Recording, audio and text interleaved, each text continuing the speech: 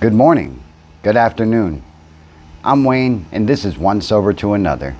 Today's video is all about 9/11, where I was at, how it transpired into me being who I am, and what it means to you. Ready to go? Let's get it. I had just finished a tour in Kosovo where I was standing an outpost with some Russians on the border of Albania and Serbia. I had watched them bomb each other for, I don't know, probably a month. And there was nothing we could do about it. We couldn't intervene because that wasn't our battle to fight at the time. And then one morning, I was in my barracks sleeping, and I was recovering from a hangover. As you all know, I'm an alcoholic, and I was pretty drunk the night before, and my sergeant was banging on the door, and I was like, what the hell? Because I was off at the time. And I opened the door, and he said, turn the TV on, man, you gotta see this. And when I turned the TV on, the first tower had just been struck by an airplane. And I was in kind of disbelief of what I was looking at. I thought it was a TV show, and I thought that, you know, somebody was trying to play a prank on me or something like that. And then it dawned on me when the second tower got hit that this shit was real and the world was about to change. You know, that took me to a surreal place, and that, you know, like a lot of you, I watched in awe and in shock and in horror and disbelief that this was actually occurring in the United States. Now, we had homegrown terrorism before, and, you know, some folks may agree or not agree with the wars on terror and everything else. That's not what this video is about. This video has a lot of impact on me to put out there, because these are things that became real for me and that developed into me being deployed to Iraq in 2003. I'm not going to go into alcohol too much because that's not what this video is about. And, you know, I don't want to take away from the loss that some people still feel. And a lot of folks, you know, right now weren't even born when this happened. And I think that it's important to bring that home to them, that this is a reality and this is a world that is shaped by the actions and inactions of what we do. And that goes along with sobriety and everything else. You know, you can stay sober for a day or you can stay sober for the rest of your life. It all depends on the actions you take in between those days that make that a reality for you. After that, we started, my unit started doing a whole bunch of training and a whole bunch of exercises that would eventually lead up to our deployment. And we were, you know, on edge a little bit for the most part from 2001 and the events in between all the way up to our deployment. How that impacted me was, you know, I saw a lot of things at the cost of war with the terrorist groups formed, you know, Al-Qaeda and everything else, and they had probably existed long before I knew about them, but this is when they became true for me. And because of the events of September 11th, 2001, this was now what I'm a part of. And it actually was a part of millions of people's lives. And the loss of life and everything else of civilians and military and firefighters, police, medical workers, and everything else made that so much real and at home for everybody. And we all did different things to cope with it, and we still do. For me, I can remember it just like it was yesterday, and I can envision with clarity everything that happened that day.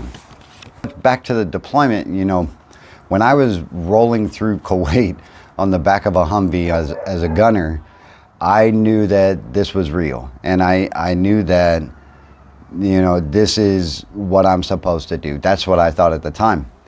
And I still think that, but I digress. Rolling into Iraq was something I will never forget. The smells, the smoke, the burning tanks, the burning bodies, the blown out signs, the blown out buildings, the people in discourse, the celebratory folks that we saw along the way, which, you know, I got it. We removed a dictator and everything else, but, you know, eventually. And I don't know. For me, that led up to a lot of drinking, and that led up to a lot of things that I can never unsee and a lot of things that I can never undo. Without going into too much detail, you know, I did what I thought at the time was right for my country, and I did, and I will do it again, but, you know, it's all based off of those events of that one day that turned the globe. If we forget about it, then we are doomed to repeat our history, right? And at least that is true for me, and that is true for me as well in sobriety. If I forget about my past, and if I forget about all the things that happened during my drunkenness that I can remember actually, then I'm doomed to repeat it. And if I continue the same actions, that falls in line with, you know, going to a relapse and everything else. How does this play into this? Well, through my deployment to Iraq in 2003, now I did a few more after that, but this one in particular was the one that I would say that I really did my job for my country. This one in particular, you know, led to a lot of post-traumatic stress, and it led to a lot of emotional damage and everything else. And to couple that with more alcohol became my solution. And that could be a lot of solution for you guys as well. And if you are hurting right now, I mean, stop what you're doing. I'm about to ruin this lifestyle that you're used to. Hit the links below, because there is help for everything you could possibly think of. Veteran Society, daggone Alcoholics Anonymous, suicide prevention, relapse prevention, all types of addiction recovery links. Those links are right below. So if you're in that boat right now and you need some help and you don't know how to get it, go down into the description, hit those links, okay? So I don't want to go too much into detail about some of the stuff I did, because that is not advantageous for you, because you don't care about that. But again, for me, you know, it just brings on so much different memory that, you know, I don't really want to revisit right now. I got a therapist for that. So the end to this little video and this little rant is the events that led up to September 11th, 2001, and the things that happened on that day fell into many people going to Afghanistan and going to Iraq and experiencing a lot of things that most of you will never understand. If this video is a little bit dark, I'm actually in my shooting this video for you guys, and I think it's pretty awesome to be up here, and I felt it appropriate to do it, because who knew that I would still be here after all the things that, you know, I went through and everything else. And a lot of you are in that same predicament, and you are living the same type of life, and you have the ability to recover, and you have the ability to get the help you need and be the best person that you could possibly be. To all my brothers and sisters in uniform, I love you guys, and for the ones that are fallen, I'll never forget you, as well as all the emergency workers and everything else of September 11th, 2001.